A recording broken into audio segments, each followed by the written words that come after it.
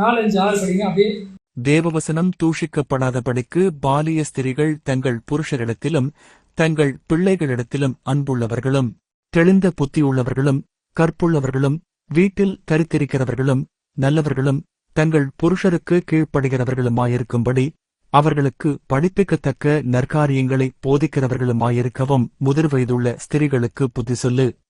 அப்படியே பாலிய புருஷரும் தெளிந்த புத்தியுள்ளவர்களாயிருக்கவும் நீ புத்தி சொல்லி தீத்து 2, 4, 5, 6. இப்போ முதிர் வயதுள்ள ஸ்திரீகளுக்கு புத்தி சொல்லு. அப்போ முதிர் வயதுள்ளவர்களுக்கும் நீ இதை அவங்களுக்கு என்ன பண்ண, வேத வாக்கியங்களை குறித்து அவங்களுக்கு என்ன பண்ண, கற்றுக் கொடு. அங்கே அவர்களை உருவாக்கு. அவர்களை கொண்டு இந்த சபையில் நல்ல ஒரு காரியத்தை நீ செய்ய. ஏன் இதெல்லாம் செய்யணும்? இப்போ நான் சொன்னது போல் அதெல்லாம் செஞ்சாதான் ஒரு சபையாகவே இருக்கும்.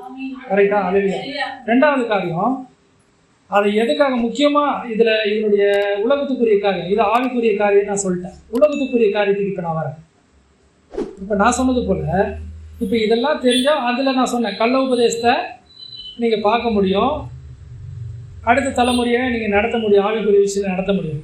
சுய கட்டுப்பாட்டில் இப்படி நீங்கள் நடந்து கொள்ளும் போது தான் நீங்கள் உணர்ச்சி வசப்பட்டு குடும்பத்துக்குள்ள முடிவுகளை நீங்கள் எடுக்க மாட்டீங்க.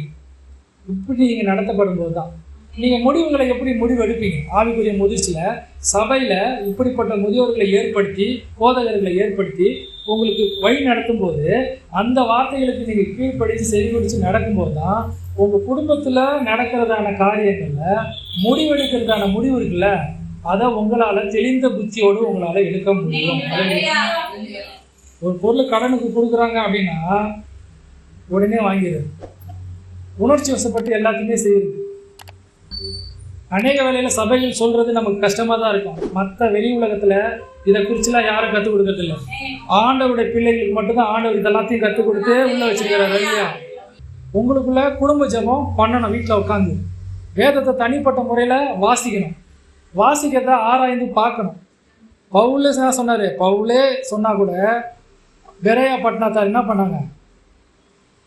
வேத வாக்கியங்கள் இப்படி இருக்கிறதான்னு அவர்கள் ஆராய்ந்து பார்த்து அவர்கள் என்னவா இருந்தாங்க? நற்குணசாலிகளாய் இருந்தாங்கன்னு நம்ம பார்க்கணும். அப்போது யார் சொல்கிறா, நான் சொன்னாலும் சரி யார் சொன்னாலும் சரி, நீங்கள் உட்காந்து சொல்கிற வசனத்தை நோட்ஸ் எடுத்து அதை ஆராய்ந்து நீங்கள் பார்க்கணும். நீதிமொழிகள் 22ஆம் அதிகாரம் 3ஆம் வசனம் சொல்லுது, விவேகி ஆபத்தை கண்டு மறைந்து கொள்ளுகிறான், பேதைகள் நெடுகப் போய் தண்டிக்கப்படுகிறார்கள். நீதிமொழிகள் 22:3. அவங்க போய் விழுந்துருவாங்கன்றாங்க. தேவன் உங்கள் வேத வாக்கியங்கள் மூலமா நீங்க முதிர்ச்சியில் அடையும் போது தேவன் உங்கள் இருதயத்துல பேசுவார். நான் சொல்றது புரியுதுங்களா? இல்ல வேத வாக்கியத்தின் மூலம் பேசுவார், இல்ல உங்க சபையில நடக்கிற செய்தியின் மூலமா பேசுவார், உங்க பாஸ்டமா மூலம் பேசுவார், மூப்பர்கள் மூலமா பேசுவார். கரெக்டுங்களா? ஸோ அப்போ தேவனுடைய சத்தத்தை கேட்கறதுக்கு நீங்கள் எப்பவும் ஆயத்தமாக அப்போ தான் இருப்பீங்க. நீங்கள் தேவனுடைய சத்தம் வருது ஆனால் கேட்கறதுக்கு நீங்கள் வில்லிங்கே இல்லைன்னா எப்படி கேட்பீங்க? தேவன் பேசுகிறாங்க, என்கிட்ட பேசுங்க ஆண்டவரே, என்கிட்ட பேசுங்க ஆண்டவரே, என்கிட்ட பேசுங்க ஆண்டவரே. அநேகர் ஜெபம் பண்ணுவீங்க. எனக்கு எப்படி முடிவெடுக்குதுன்னு தெரியல. அவர் சொல்ல, நான் பேசினதாமா இருக்கிறேன், நீ எப்பமா கேட்ட? அவர் பேசின்னு தான் இருக்காரு, நம்ம தான் கேட்க என்னவா இல்லை, ஆயத்தமாக இல்லை. நீங்கள் மரியாளுடைய சம்பவத்தை நீங்கள் எடுத்துங்க. இல்லை பறகுது ஆண்டவராக இயேசு கிறிஸ்து பறகுற மத்தேயு 2ஆம் அதிகாரம். இதெல்லாம் நீங்கள் ஆவிக்குரிய வளர்ச்சி. நான் எதுக்கு இந்த சம்பவம் சொல்கிறேன்னா, நீங்கள் ஆவிக்குரிய வளர்ச்சியில் நீங்கள் கட்டுப்பாடு உள்ளவர்களாக நீங்கள் உங்களுடைய குடும்பத்தை நடத்துறதுக்கு ஆவிக்குரிய வளர்ச்சி எந்த அளவுக்கு இம்பார்ட்டன்றதுக்கு இதை நான் எடுத்துக்கிட்டு இருக்கேன். மத்தேயு 2ஆம் அதிகாரம் 13வது வசனம். அவர்கள் போன பின்பு கர்த்தருடைய தூதன் சொப்பனத்தில் யோசேப்புக்கு காணப்பட்டு, ஏரோது பிள்ளையை கொலை செய்ய தேடுவான், ஆதலால் நீ எழுந்து பிள்ளையையும் அதன் தாயையும் கூட்டிக் கொண்டு எகிப்துக்கு ஓடிப்போய் நான் உனக்குச் சொல்லும் வரைக்கும் அங்கேயே இரு என்றான். மத்தேயு 2:13. ஸோ அப்போ 13வது வசனத்துல ஏரோது கொலை செய்ய போறாருன்னு யோசேப்பு கிட்ட என்ன சொல்லிட்டாரு? தேவதூதன் வந்து சொல்லிட்டாரு.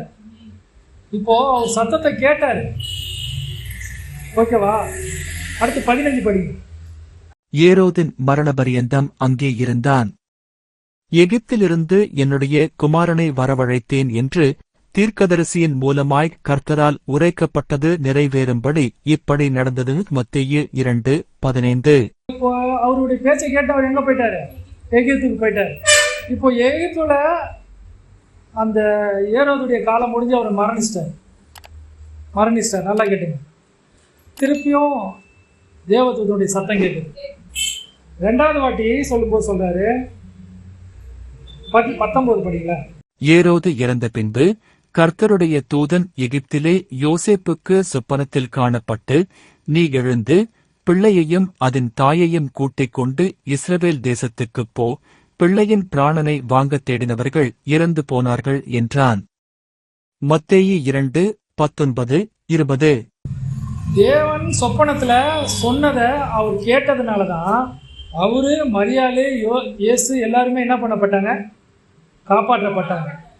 தேவன் அவருடைய சத்தத்தை கொடுத்தாரு. அவன் கேட்டு கீழ்ப்படிஞ்சு என்ன பண்ணான்? புறப்பட்டு போனான்.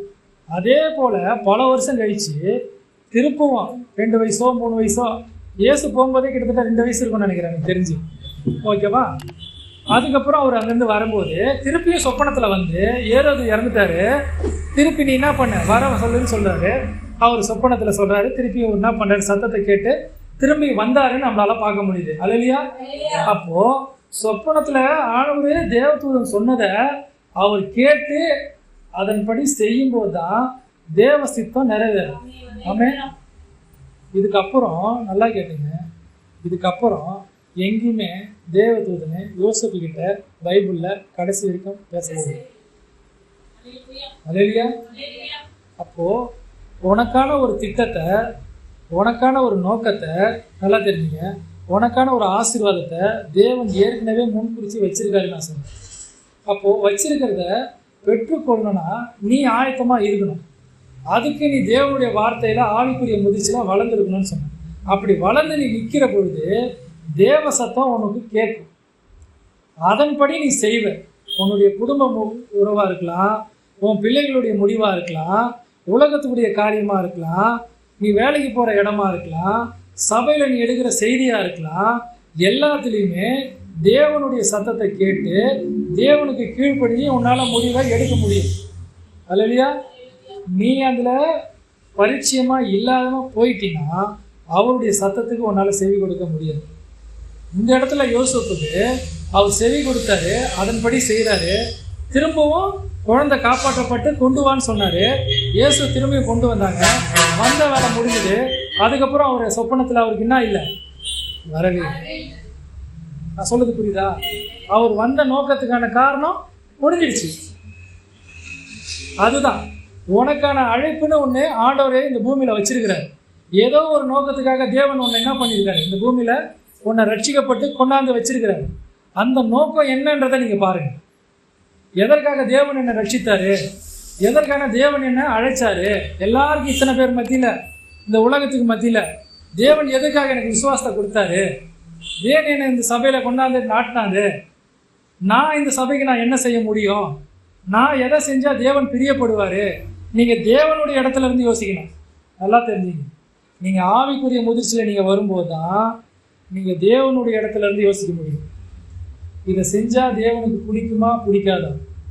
தேவன் இதை அக்செப்ட் பண்ணுவாரா பண்ண மாட்டாரா? நீங்க எடுக்கிற ஒவ்வொரு முடிவும் நீங்க அங்க இருந்து தான் யோசிப்பீங்க.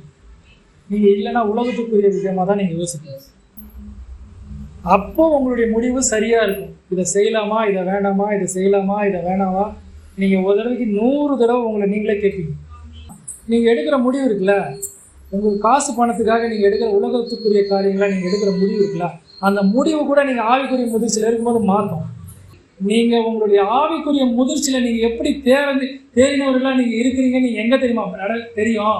நீங்க எடுக்கிற முடிவுல தான் தெரியும். அல்லது நீங்க எதை செய்யலாம், நீங்க எதை செய்யக்கூடாது, நாம என்ன முடிவை எடுக்கலாம், நாம எடுக்கக்கூடாதுன்ற நீங்க எடுக்கிற ஒவ்வொரு தீர்மானம் உங்களுடைய குடும்பத்துல, உங்களுடைய சபையில இது மிக மிக மிக மிக அவசியம். இன்றைக்கு சபைக்கு இது ரொம்ப அவசியமான ஒண்ணு. அல்லேலூயா. இதனுடைய தொடர்ச்சியை அடுத்த செய்தியில் கேட்கலாம். என் நாட்கள் முடியும் வரை, என் ஜீவன் பிரியும் வரை, என்